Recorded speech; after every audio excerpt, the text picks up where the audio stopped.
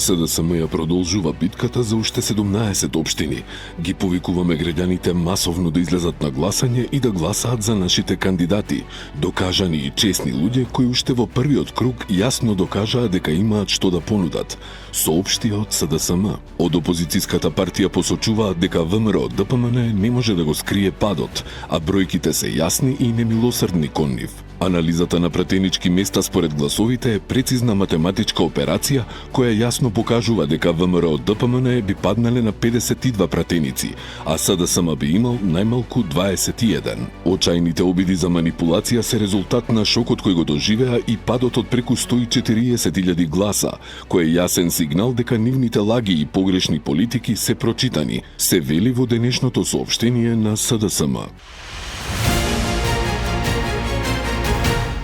СДСМ на локалните избори доживеа фијаско. Крахот се должи на ароганцијата и е последица на одлепеност од реалноста и реалните проблеми на граѓаните, соопштија од ВМРО ДПМН. Оттаму нагласуваат дека колапсот на СДСМ е директна последица на структурите и раководството кое е одлепено од реалноста и секојдневието на обичниот човек. Додека народот секојдневно се бори со предизвиците кои тие ги создадоа, Филипче и неговиот гуру Заев се луксузираа на скапи јахти, градат хациенди и стекнуваат милионски имот. Таквата ароганција ја донесе партијата на историско дно. СДСМ едва ја освои 126.000 гласа на советничките листи, што е најслаб резултат досега. Фијаското да е уште поголемо, СДСМ падна на 3-то, 4-то и 5-то место во некои општини и во градот Скопје, нагласија од ВМРО ДПМН.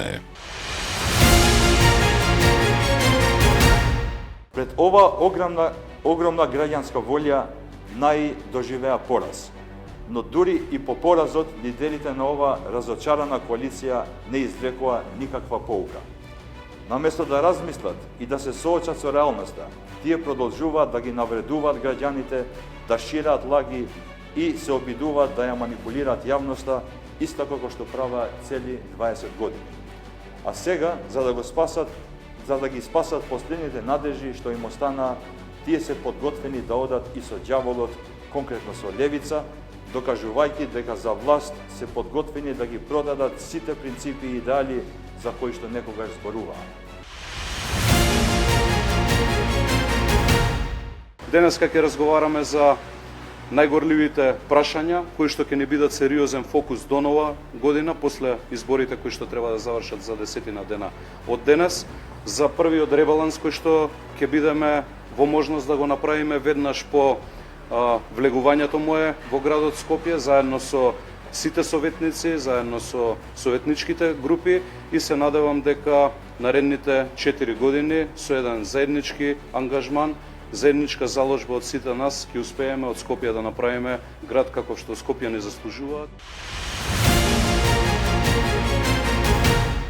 Ние имаме крајно способни луѓе во градската администрација и во градските претпријатија, така да тие сите треба само да бидат ослободени од политички притисок и да бидат водени од некој што не мисли дека е најпаметен од сите скопјани, најдобар од сите скопјани. Јас не сум ни најпаметен, ни најдобар од сите скопјани, но сметам дека на тие скопјани кои се треба да им се пружи прилика да ги формираат околностите на нашето заедничко живење. Затоа што локалната политика се однесува на нашиот секојдневен живот, на нашите секојдневни проблеми. И верувам дека скопјани знаат како да си го уредат својот животен простор и своите животни околности. Јури Гагарин во Козле. Ветувањето беше дека на 20 октомври ќе започнат со асфалтирање. Ги нема.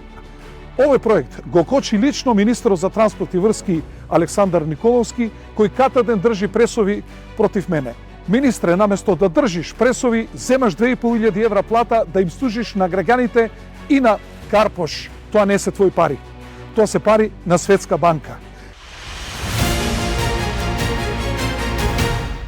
Почитувани центарци, не може родителите од свој џеб да плаќаат за нешто што е обврска на општината. Тоа е недозволиво, но во центар стана пракса. Јас се обврзувам дека во секое училиште и во секоја градинка на територијата на општина Центар ќе обезбедиме 24 часовно физичко обезбедување. Безбедноста на децата е наш највисок приоритет и ќе преземеме низа мерки за секое дете да биде безбедно и во училиштата, и во училишниот двор, и на патот до дома.